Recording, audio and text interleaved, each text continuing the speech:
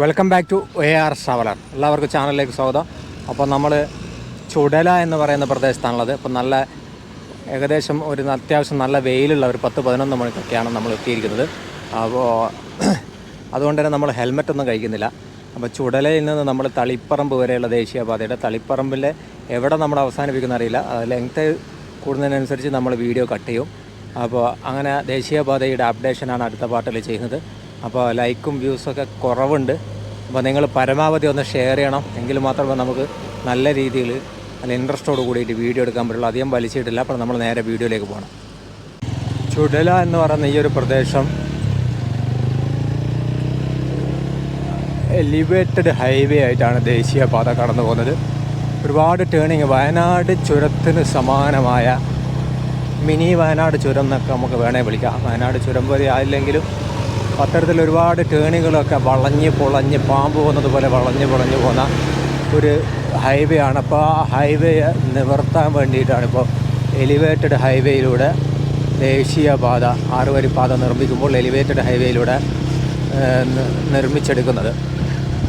ചുടല കഴിഞ്ഞ് ഇവിടെയൊക്കെ നല്ല രീതിയിലുള്ള കുന്നുകളൊക്കെ നിറഞ്ഞ പ്രദേശമാണ്. ഒരു വനിതാ ചായക്കട, ഒരുപാട് ഗാർഡറുകളൊക്കെ നമ്മളെ മെഗാ കമ്പനി കോൺക്രീറ്റ് ഉണ്ടാ. ഇതൊരു മിനി വയനാട് ചുരമാണെന്ന് നമ്മളിപ്പോൾ പറഞ്ഞതിൽ നമുക്ക് അശേഷം ഒരു കുറ്റബോധം ഇല്ല, ഒരു പ്രയാസം തോന്നുന്നില്ല. ഒരു മിനി വയനാട് ചുരം തന്നെയാണിത്. നല്ല കുന്നുകളും മലകളും ഇങ്ങനെ നിറഞ്ഞ പ്രദേശമാണ്. നല്ല പ്രകൃതി ഭംഗിയൊക്കെ ആസ്വദിച്ചുകൊണ്ട് ഇവിടെ 6 വരി വന്നു കഴിഞ്ഞാൽ ഭയങ്കര രസമായിരിക്കും നമ്മൾ ദേശീയപാത കാണാൻ. എന്താ ഇതൊക്കെ ദേശീയപാത റൈറ്റ് സൈഡിലൂടെയാണ് ദേശീയപാത കടന്നു വന്നത്. അപ്പം വായുവിലൂടെ നമ്മൾ ഗ്ലാസ് ബ്രിഡ്ജ് നിർമ്മിച്ചതുപോലെയൊക്കെ നമുക്ക് അത്യാവശ്യം കാഴ്ചകളൊക്കെ കാണാൻ പറ്റും.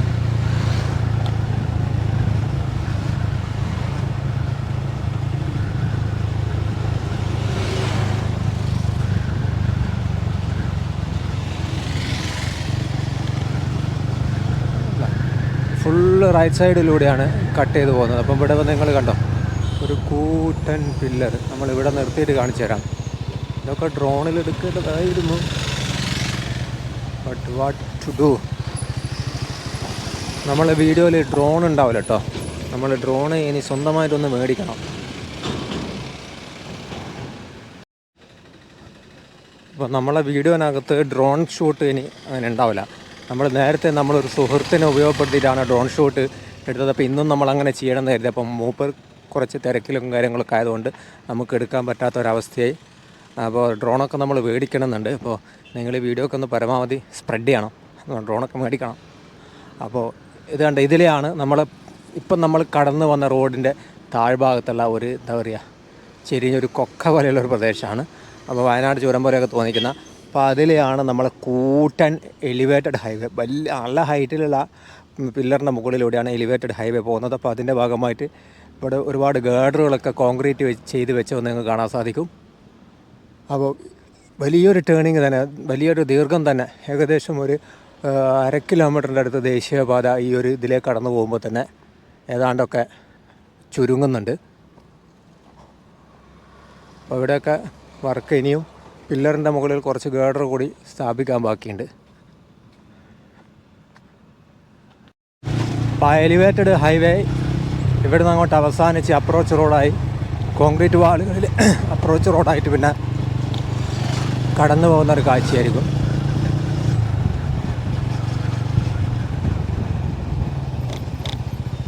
കുപ്പം എന്ന് പറയുന്ന പ്രദേശമാണ്. ഈ കുപ്പത്താണ് നമ്മുടെ എലിവേറ്റഡ് ഹൈവേ. ആ കുന്നുകളും ചെരിവുകളൊക്കെ മലകളൊക്കെ നിവർത്തിയതിന് ശേഷം കടന്നു പോകുന്നത്. കുപ്പം കഴിഞ്ഞ് കഴിഞ്ഞാൽ പിന്നെ ഇവിടെ വലിയൊരു പുഴ വരുന്നുണ്ട്. പുഴ, ആ കുപ്പം പാലം എന്ന് പറയും. ആ കുപ്പം പാലത്തിൻ്റെ വർക്കുകൾ ഇവിടെ നിലവിൽ പില്ലറുകളാണ് അടിച്ചിട്ടുള്ളത്.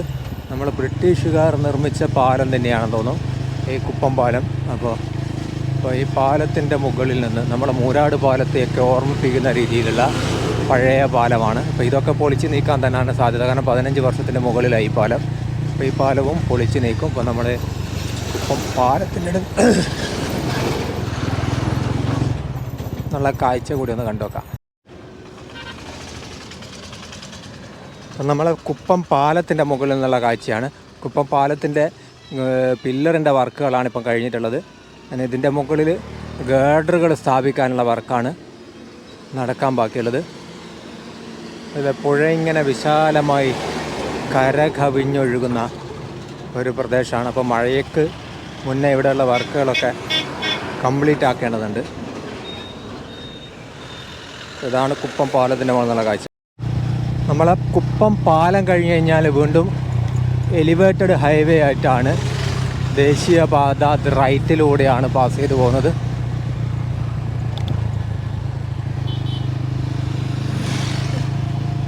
ഇവിടെയും ടേണിങ് നിവർത്തുന്നതിൻ്റെ ഭാഗമായിട്ടാണ് നമ്മൾ എലിവേറ്റഡ് ഹൈവേ റൈറ്റിലോട്ട് കട്ട് ചെയ്ത് പോകുന്നത്. ഇത് പഴയ ദേശീയപാതയാണ്. അപ്പോൾ നമ്മളെ കുപ്പം പാലം കഴിഞ്ഞ് കഴിഞ്ഞാൽ ദേശീയപാത അവിടെ നിന്ന് അപ്രത്യക്ഷമാവും, പുതിയ ദേശീയപാത. പിന്നെ നമ്മളെ മലഞ്ചെരിവുകളിലൂടെ വയലിനോടൊക്കെ ചേർന്നുകൊണ്ടുള്ള പ്രദേശം പാസ് ചെയ്തുകൊണ്ടാണ്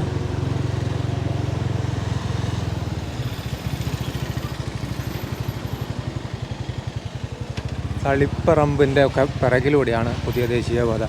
തളിപ്പറമ്പ്, ചിറവക്ക എന്നൊക്കെ പറയുന്ന പ്രദേശമാണ്. ഇതിൻ്റെയൊക്കെ പിറകിലൂടെയാണ് പുതിയ ദേശീയപാത പാസ് ചെയ്തു പോകുന്നത്. നമ്മുടെ തളിപ്പറമ്പിനെ പൂർണ്ണമായും മാറ്റി നിർത്തിക്കൊണ്ട് മാന്തംകുണ്ട് എന്നൊക്കെ പറയുന്ന ഈ ഒരു പ്രദേശത്തു കൂടിയാണ്, ഈ കുന്നുകളൊക്കെ നിറഞ്ഞിട്ടുള്ള ഈ ഒരു പ്രദേശത്തു കൂടിയാണ് എലിവേറ്റഡ് ഹൈവേ, കൂറ്റൻ എലിവേറ്റഡ് ഹൈവേ കടന്നു പോകുന്നത്. നമ്മളെ മാന്തംകുണ്ട് എന്ന് പറയുന്ന ഈ ഒരു പ്രദേശത്തൂടെയാണ് നമ്മളെ കൂറ്റൻ അതികൂറ്റനായ എലിവേറ്റഡ് ഹൈവേ കടന്നു പോകുന്നത്. 10 മീറ്ററിൻ്റെ മുകളിൽ ഈ പില്ലറുകൾക്കുണ്ട്. ഈ ദേശീയപാത ഭൂമിയിൽ നിന്നും 10 കിലോമീറ്റർ ഉയരത്തിലാണ്, കിലോമീറ്ററല്ല മീറ്റർ ഉയർന്നു പോകുന്നത്. അപ്പോൾ വലിയൊരു അതികൂറ്റനായിട്ടുള്ള നമ്മളെ മലപ്പുറത്തൊക്കെ കണ്ടുകൊണ്ടിരുന്ന ദേശീയപാത പോലെ എലിവേറ്റഡ് കൂറ്റൻ പില്ലറിൻ്റെ മുകളിൽ കടന്നു പോകുന്ന ദേശീയപാത 10 മീറ്ററിൻ്റെ മുകളിൽ തന്നെ ഈ ഉയർച്ചയുണ്ട്. അപ്പോൾ വളരെ മനോഹരമായിട്ടുള്ള ദേശീയപാതയാണ്. ഇതിലെ പോകുമ്പോൾ തന്നെ നമുക്കതിൻ്റെ ഒരു കാഴ്ച ഭംഗി, പില്ലറിൻ്റെ മുകളിൽ ഇങ്ങനെ പോകുമ്പോഴുള്ള ഇതൊക്കെ പെയിൻ്റൊക്കെ അടിച്ച് ഇതിൻ്റെ ഫുള്ള് വർക്കൊക്കെ കഴിഞ്ഞ് കഴിഞ്ഞാൽ അതിമനോഹരമായിരിക്കും. അപ്പോൾ ഒരുപാട് ഈ ഒരു പില്ലറിൻ്റെ മുകളിൽ ഈ കൂറ്റൻ എലിവേറ്റഡ് ഹൈവേ വരുന്നതിൻ്റെ ഭാഗമായിട്ട് തന്നെ ദേശീയപാത നല്ല രീതിയിൽ ഇപ്പോൾ ദൂരം കുറഞ്ഞിട്ടുണ്ട്. ഇപ്പോൾ കണ്ണൂരിൽ നിന്ന് ഇപ്പോൾ കാസർഗോഡേക്ക് പോവുകയാണെങ്കിലും അതേപോലെ കണ്ണൂരിൽ നിന്ന് കോഴിക്കോടേക്കൊക്കെ പോവുകയാണെങ്കിൽ നിലവിലുള്ള ആ ഒരു ഡിസ്റ്റൻസിന് വളഞ്ഞ് പൊളഞ്ഞു പോകുന്ന ദേശീയപാതയിൽ നിന്ന് ഒരുപാട് കിലോമീറ്ററുകളും കുറക്കാൻ കാരണമാവും. പിന്നെ വലിയ വലിയ ടേണിങ്ങുകളൊക്കെ നിവർത്തിയിട്ടാണ് ഈ രീതിയിൽ ദേശീയപാത കടന്നു പോകുന്നത്. അപ്പോൾ ഇവിടുന്ന് എലിവേറ്റഡ് ഹൈവേ അവസാനിച്ചുകൊണ്ട് പിന്നെ അപ്രോച്ച് റോഡിലൂടെ താഴ്ന്നിട്ടാണ് പോകുന്നത്. അപ്പോൾ നമ്മുടെ തളിപ്പറമ്പ്, കൊയിലാണ്ടി ടൗണ് പോലെ തളിപ്പറമ്പും നമ്മൾ ഈ ദേശീയപാത പൂർണ്ണമായി മാറ്റി നിർത്തിക്കൊണ്ടാണ് കടന്നു പോകുന്നത്. അത് കഴിഞ്ഞാൽ ഇവിടെ വലിയൊരു അണ്ടർ പാസേജ് വരുന്നുണ്ട്. അപ്പോൾ അണ്ടർ പാസേജിൻ്റെ 3 വരിയുടെ താറിങ് കഴിഞ്ഞിട്ടുണ്ട്. അടുത്ത ഒരു 3 വരിയുടെ താറിങ്ങാണ് ഈ പ്രദേശത്ത് നടക്കാനുള്ളത്. ആഹാ, എന്ത് വിശാലമായി കിടക്കുകയാണെന്നറിയാം ദേശീയപാത. ഒരു ടേണിങ്ങുകളുമില്ല എന്നതാണ് ഈ ദേശീയപാതയുടെ ഏറ്റവും മനോഹാരിത. ഈ തളിപ്പറമ്പ് ഭാഗത്തൂടെ കടന്നു പോകുന്ന ദേശീയപാതയുടെ സ്ട്രെയിറ്റായിട്ട് കുന്നുകളും വയലുകളൊക്കെ നിറഞ്ഞ പ്രദേശത്തിലൂടെ ദേശീയപാത കടന്നു പോകുന്നത്.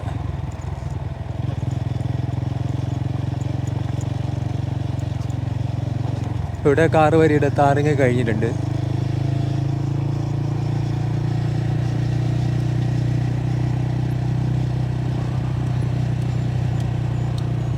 ഇപ്പോൾ ക്രാഷ് ബാരിയർ നിർമ്മിക്കാനുള്ള വർക്കാണിപ്പോൾ ഇവിടെ നടന്നുകൊണ്ടിരിക്കുന്നത്. 6 വരിയും അലൈൻമെൻറ്റ് കഴിഞ്ഞു, താറിയും കഴിഞ്ഞു. ഇനി ക്രാഷ് ബാരിയറിൻ്റെ വർക്കാണ് ഈ പ്രദേശത്ത് നടക്കാനുള്ളത്.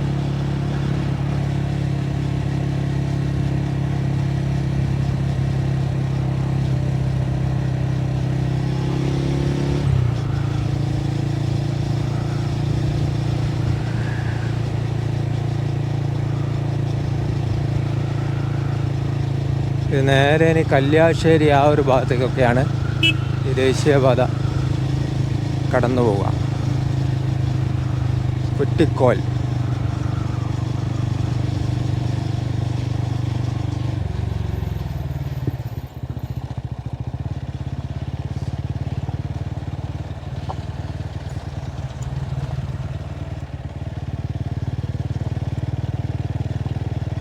വിശാലമായി കടൽ പോലെ കിടന്നു കഴിഞ്ഞാൽ നമ്മളെങ്ങനെയാണ് ഈ പ്ലേസിൻ്റെ കാര്യങ്ങളൊക്കെ തിരിച്ചറിയാൻ പറ്റുക? പാരം പോലെ കിടക്കുന്ന വലിയൊരു അണ്ടർ പാസേജ് ഇവിടെ. അപ്പോൾ നമ്മളെ കുറ്റിക്കോൽ വായനശാല ഇതൊക്കെ പ്രദേശത്തുള്ള അതിൽ ആ ഒരു പ്രദേശത്തൊക്കെ ചേർന്ന് കിടക്കുന്ന പ്രദേശമാണ്. പിന്നെ കൂവോട് വായനശാല, അത് കഴിഞ്ഞാൽ കൂവോട് വായനശാല ഒക്കെ പറയും. വയലുകളിലൂടെയാണ് ഈ ദേശീയപാത കടന്നു പോകുന്നത്. ഇവിടെ ശരിക്കും എലിവേറ്റഡ് ഹൈവേ ആയിട്ടാണ് കുറച്ചൊക്കെ വേണ്ടിയിരുന്നത്. അപ്രോച്ച് റോഡിന് പകരം എലിവേറ്റഡ് ഹൈവേ തന്നെയായിരുന്നു. കാരണം വയലുകളൊക്കെ എപ്പോഴും വെള്ളം, മഴക്കാലത്തൊക്കെ വെള്ളം നിറയും. അപ്പോൾ വെള്ളം നിറഞ്ഞു കഴിഞ്ഞാൽ ഇരു സൈഡിലും കെട്ടി നിൽക്കാതിരിക്കാൻ അതിന് ചെറിയ വെള്ളം ഒഴുകാനുള്ള സംവിധാനങ്ങൾ ഉണ്ടായാലും നല്ല ശക്തമായ, പ്രത്യേകിച്ച് നമ്മളെ പ്രളയവും അതേപോലുള്ള കാര്യങ്ങളൊക്കെ കേരളം എന്നും അതിൻ്റെ ഒരു അഡിക്റ്റായി മാറിക്കൊണ്ടിരിക്കുന്ന ഒരു സാഹചര്യമുണ്ട്. അപ്പോൾ അത്തരം സാഹചര്യങ്ങളിൽ ഈ വയലുകളിലൂടെയൊക്കെ എലിവേറ്റഡ് ഹൈവേ കടന്നു പോകുന്നതാണ് നല്ലത്. നമ്മളിപ്പം പുല്ലൂപ്പി ആ പ്രദേശങ്ങളിലൊക്കെ കണ്ടതുപോലെ ഗംഭീര പൊടിയാണ്. എൻ്റെ അമ്മ,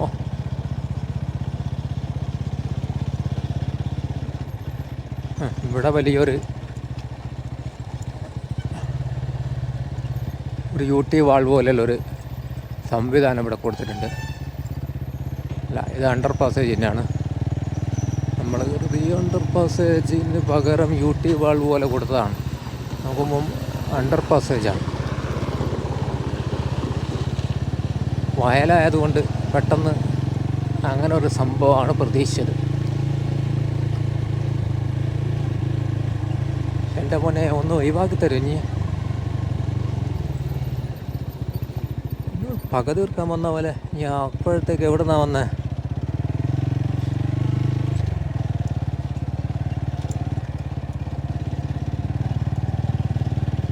ചെങ്ങായിനെ ഓവർടേക്ക് ചെയ്യാണ്ട് രക്ഷയില്ലല്ലോ.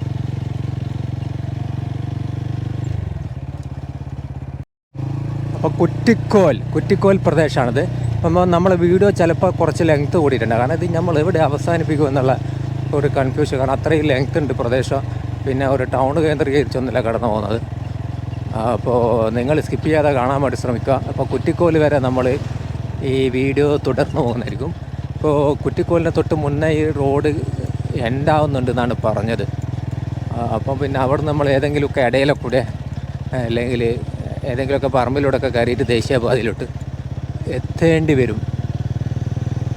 ഇവിടെയൊക്കെ നമ്മളെ അപ്രോച്ച് റോഡാണ് വരുന്നത്. അപ്പോൾ അതിൻ്റെ ഭാഗമായിട്ട് മണ്ണടിച്ച് ഉയർത്തിക്കൊണ്ടിരിക്കുകയാണ്. ഇവിടെ വലിയൊരു അണ്ടർ പാസേജ് വരുന്നുണ്ട്.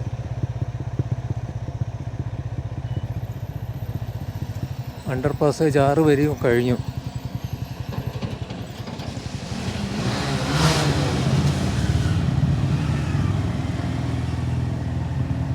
നമ്മൾ നേരെ കുറ്റിക്കോൽ ഭാഗത്തേക്ക്. ഇവിടെ നിന്ന് എന്തായാലും നമുക്ക് അങ്ങോട്ട് ആക്സസ് ഇല്ല.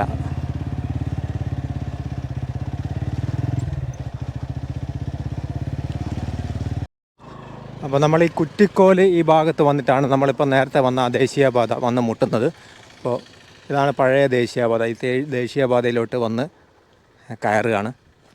അപ്പോൾ ഇവിടെ വലിയൊരു ഒരു ചെറിയൊരു തോടുമായിട്ട് ബന്ധപ്പെട്ടുകൊണ്ടുള്ള ഒരു ബോക്സ് ടൈപ്പ് പാലമുണ്ട്. അപ്പോൾ കുറ്റിക്കോൽ പ്രദേശത്തേക്ക് വന്നു മുട്ടുന്ന ദേശീയപാതയാണിത്. ഇവിടെ നിന്ന് അങ്ങോട്ട് വീണ്ടും മാറും പാതയുടെ ടാറിങ് കംപ്ലീറ്റ് ആയ ഒരു കാഴ്ച തന്നെയാണ് നമുക്ക് മുന്നോട്ട് കാണാൻ സാധിക്കുന്നത്. അപ്പോൾ നേരെ നമുക്ക് അങ്ങോട്ട് പോകാം.